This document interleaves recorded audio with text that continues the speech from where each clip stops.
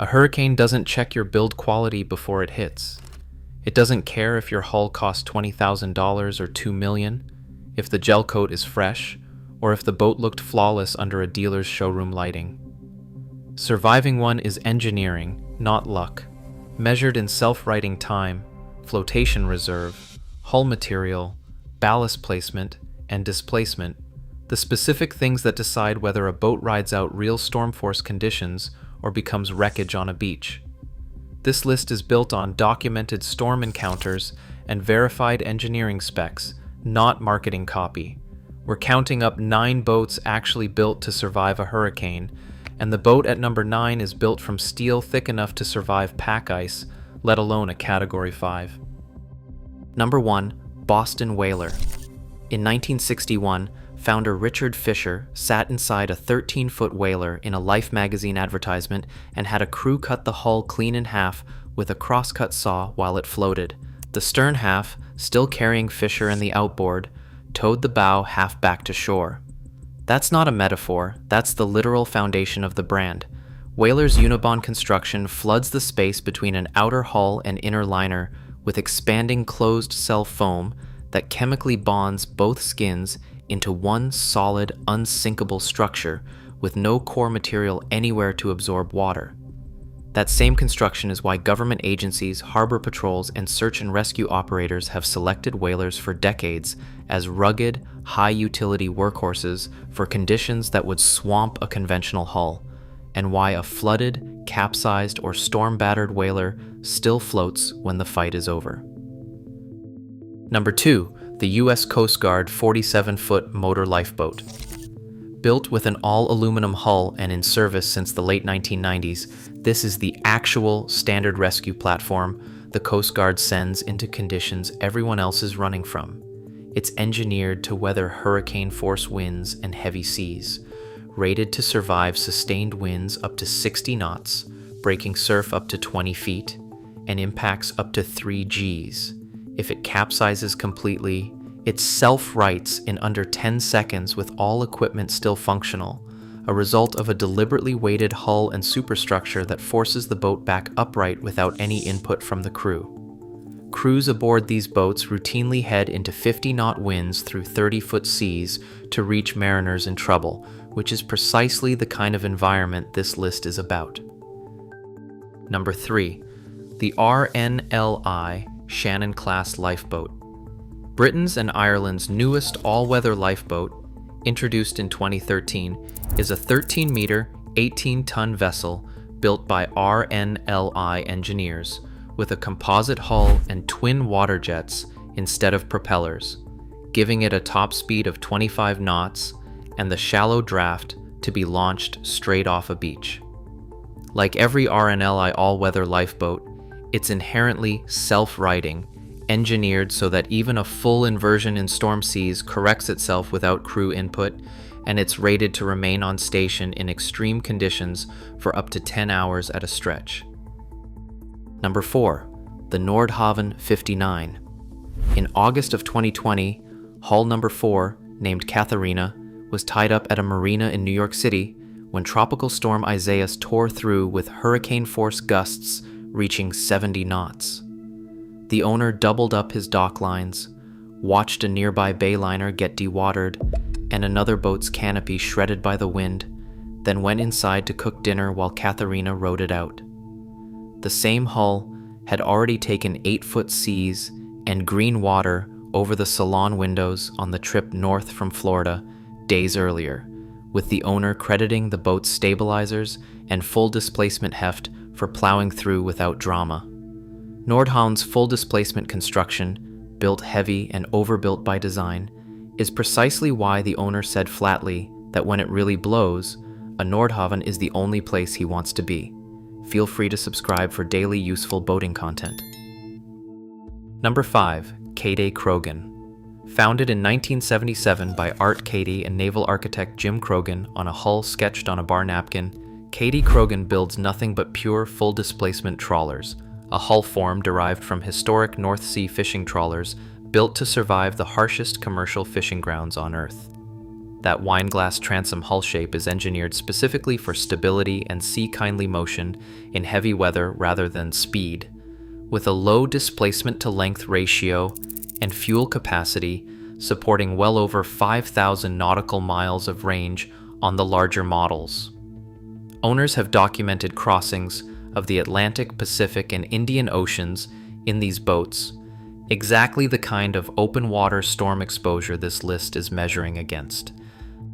Number 6, the Westsail 32, and specifically the boat named Satori. During the 1991 Halloween storm, later immortalized as the Perfect Storm, Satori's captain, Ray Leonard, was forced off his own boat by the Coast Guard against his wishes after his crew radioed a mayday. Even after being completely abandoned mid-storm, Satori rode out the same hurricane-force conditions that sank the fishing vessel Andrea Gale, drifting undamaged until she washed ashore and was later recovered. The Westsail's massively overbuilt hand-laid fiberglass hull, descended from Colin Archer's double-ended Norwegian rescue boat designs, is built with up to 12 layers of glass and a full keel loaded with thousands of pounds of ballast, exactly the kind of heavy, low center of gravity construction that let an unmanned 32-foot sailboat outlast a storm that claimed lives on boats twice her size. Number 7, the Contessa 32, specifically the boat named Ascent. In the 1979 Fastnet race, a rapidly deepening storm producing hurricane-force winds killed 15 competitors and forced most of the fleet to retire, capsize, or abandon ship. Ascent was the only boat in her entire class to finish the race, and the whole Contessa 32 fleet that took part retired safely with no major damage. The disaster prompted researchers at Southampton University's Wolfson unit to study exactly why, and they found that a hull with a stability range past 150 degrees, like the Contessa's, simply will not stay upended after a full capsize, since wave motion alone rights it again. Number 8, the USCGC Tamaroa. This is the ship that answered Satori's mayday. Originally launched in 1943 as the Navy salvage tug USS Zuni and transferred to the Coast Guard in 1946, Tamaroa was already one of the oldest cutters in the fleet when she steamed into the 1991 Halloween storm's hurricane-force winds, rolling through as much as 110 degrees while green water swept her deck. Her crew pulled 3 sailors off Satori and rescued 4 of the 5 crew from a downed Air National Guard helicopter, all while an aging 50-year-old power plant kept running on a single screw through the worst of it. She served for decades afterward before being scuttled as an artificial reef in 2017, but that one night defined what a genuinely storm-tough hull can still pull off after 5 decades of service.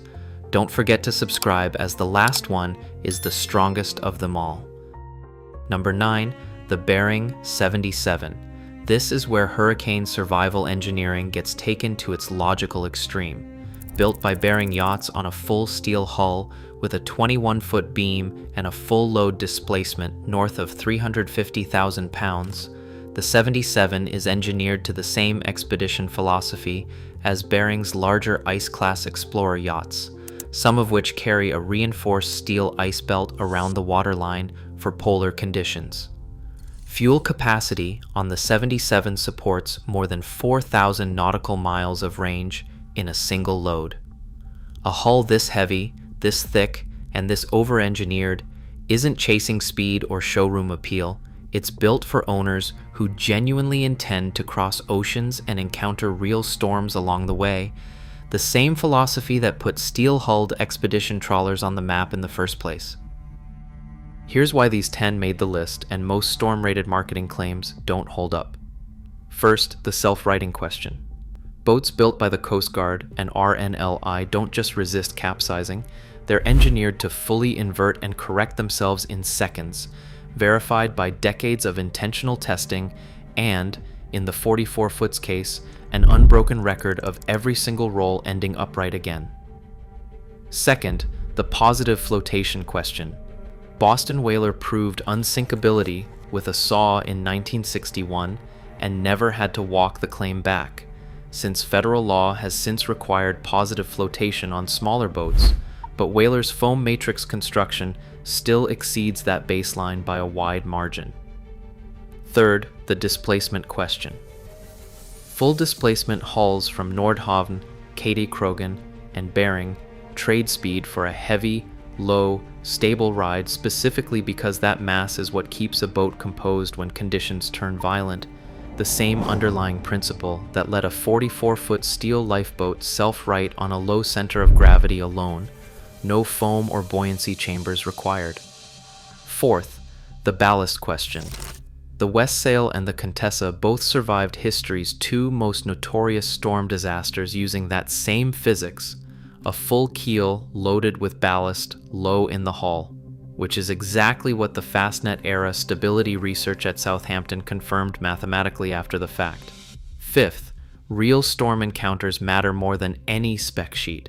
Every boat on this list has either been formally rated for hurricane force conditions by a governing body or has a documented named encounter with an actual storm, not a hypothetical rating nobody has ever tested against real wind and water. So here's how to actually choose from this list based on what you're doing with the boat.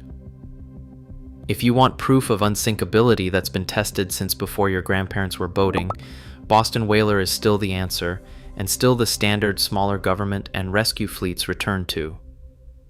If you're choosing a boat specifically because it might need to survive a real capsize in surf or open ocean, the Coast Guard's 47, its 44-foot predecessor, and the RNLI Shannon-class represent the actual engineering standard everyone else in the self-righting world gets measured against. If long-range ocean crossing with a proven storm pedigree is the goal, Nordhavn and Kadey-Krogen both have documented decades of owners doing exactly that, while the Bering 77 pushes that same full displacement philosophy into a full steel expedition hull built for the most remote water on the planet.